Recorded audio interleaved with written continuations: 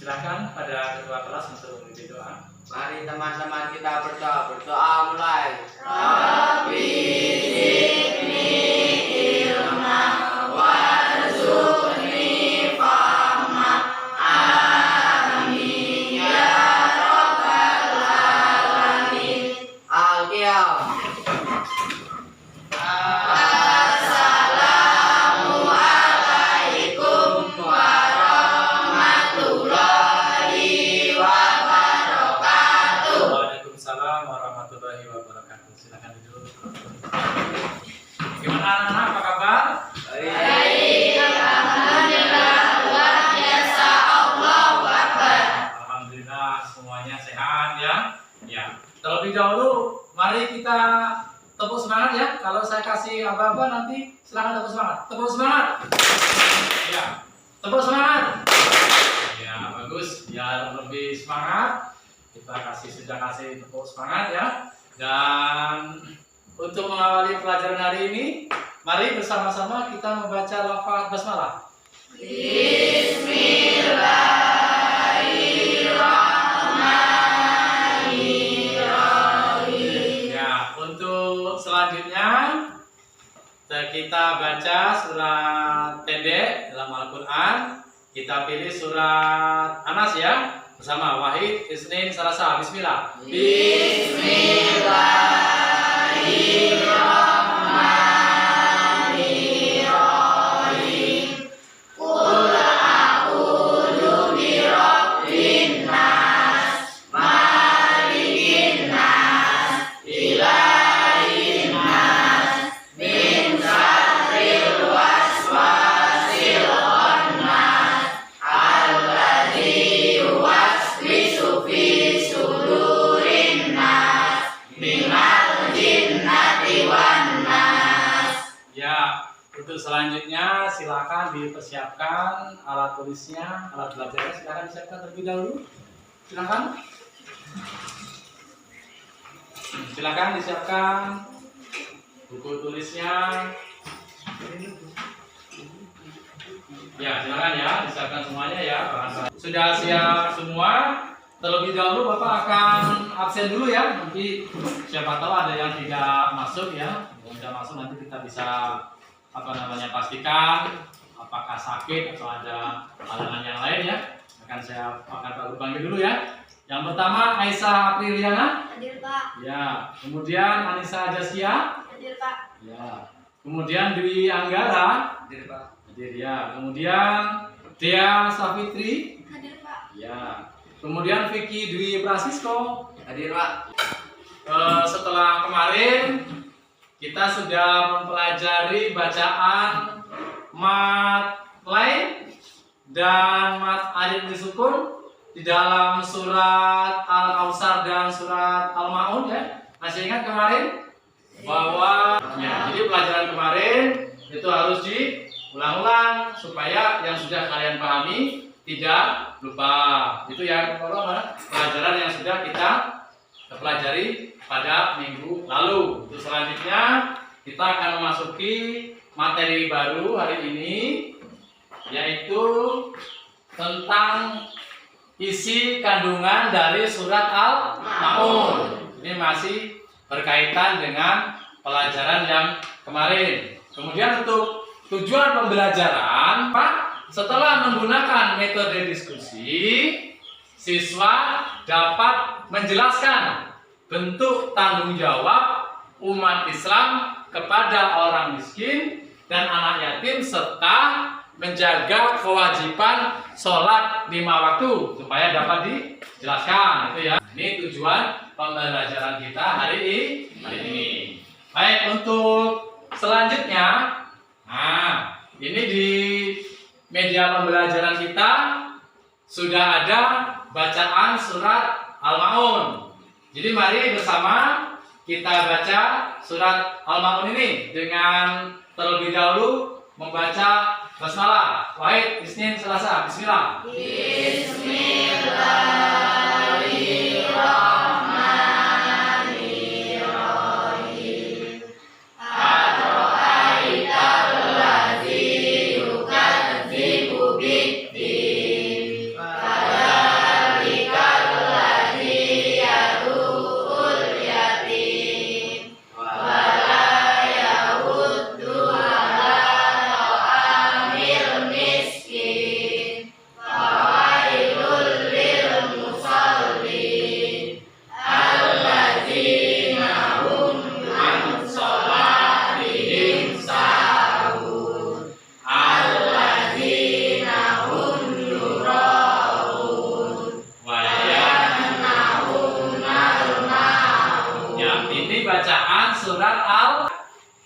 menjaga sholat 5 waktu.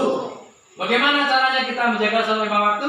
Apa yang pertama? Ketahui bahwa kita wajib sholat. Jadi itu kegiatan kita hari ini. Untuk selanjutnya, Bapak persilakan kepada kalian untuk berdiskusi sesuai dengan kelompok yang ada untuk bagaimana caranya kita memahami dari bacaan surat Al-Maun ini lebih baik dan kalian bisa mempraktekannya dalam kehidupan sehari-hari. Bisa tentang bagaimana caranya menjaga sholat, kemudian bagaimana kita membantu orang miskin tadi ya, dan juga anak yatim tadi. Ini Bapak akan bagikan bahannya, silakan dipelajari nanti dan didistribusikan sesuai dengan kelompoknya masing-masing.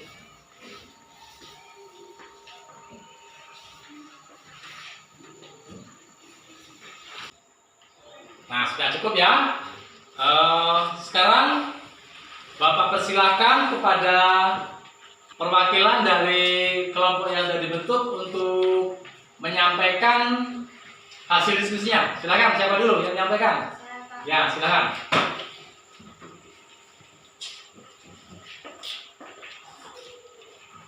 Satu, pendapat kelompok kami.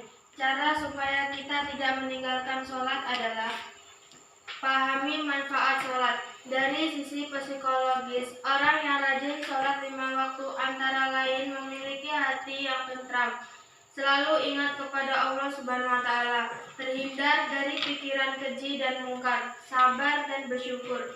Dari sisi kesehatan, orang yang rajin sholat 5 waktu antara lain mempunyai wajah yang bercahaya, bersemangat dan tubuh yang sehat. Sebaliknya, orang yang tidak mengerjakan sholat 5 waktu akan memiliki pikiran yang kunyam, stres, dengki terhadap sesama, cemas, emosional, dan sejenisnya. Kondisi psikologis ini seperti itu bisa merusak daya tahan. Sudah, kita siapa di tengah? Itu pendapat kelompok 1. Silakan kelompok 3. Ya, silakan.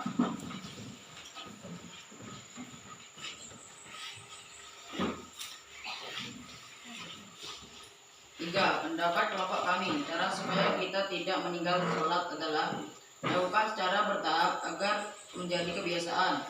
Tip pertama sampai ketiga semestinya bisa membuat Anda rajin melaksanakan sholat 5 waktu. Namun bila ketiga tip tersebut belum berdampak, tidak masalah. Rajin tidaknya seorang melakukan sholat dipengaruhi keimanan dan kebiasaan. Terkait kebiasaan, Anda bisa melakukan sholat 5 waktu secara bertahap. Sebagai contoh, hari ini Anda melaksanakan sholat maghrib dan isya. Hari berikutnya, Anda melaksanakan sholat maghrib, isya, dan zuhur. Hari-hari berikutnya, tambah lagi jumlah sholat yang dilakukan sehingga Anda bisa melakukan sholat 5 waktu setiap hari. Mengapa dilakukan secara bertahap? Karena itu lebih baik daripada Anda tidak menunaikan sholat 5 waktu sama sekali dalam seharinya. Selain itu, pembentukan kebiasaan tubuh waktu yang lamanya bergantung pada individu masing-masing. Ya, kita kasih aplaus. Silakan kelompok berikutnya. Ya, silakan.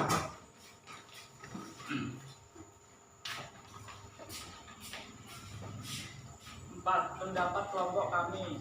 Cara supaya kita tidak meninggal sholat adalah jangan menunda salat. Upaya kita jangan menunda-nunda salat saat mendengar suara azan. Berhentilah melakukan sesuatu dan bersiaplah untuk melaksanakan sholat.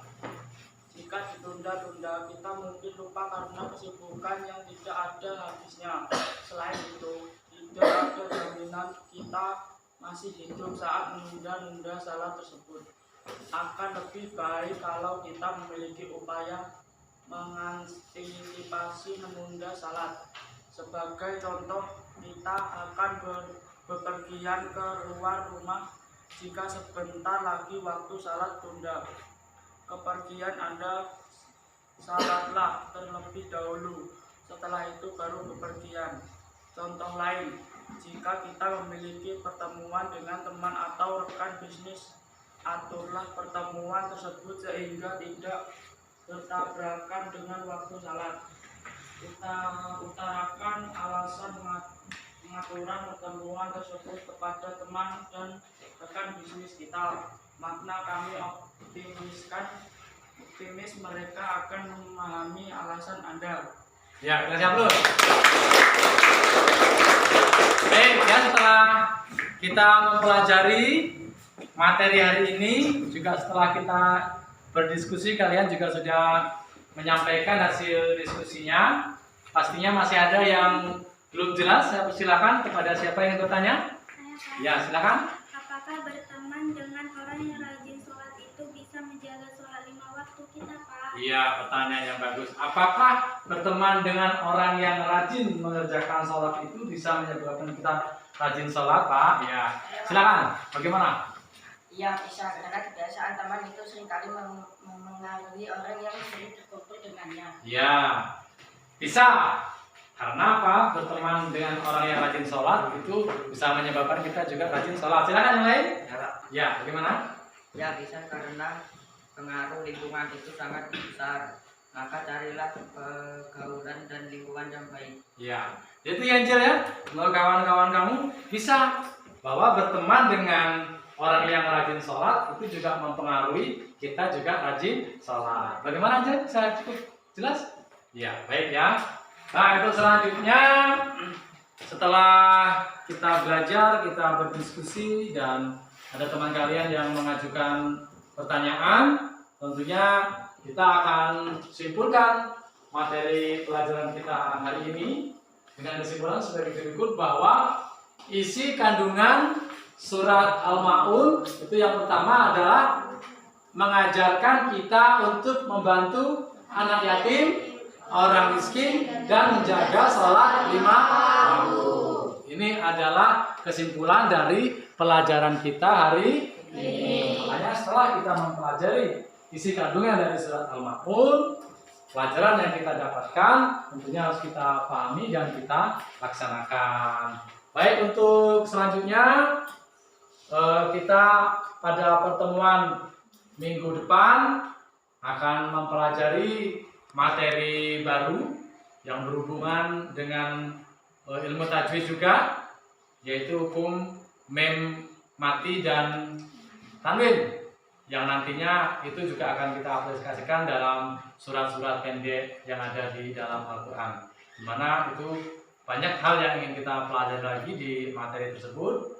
Dan mudah-mudahan kita semuanya sehat sehingga bisa bertemu pada pertemuan yang akan datang. Dan untuk materi kita hari ini kita cukupkan sampai di sini, dan mari bersama kita tutup materi kita dengan bersama-sama membaca lafaz hamdalah.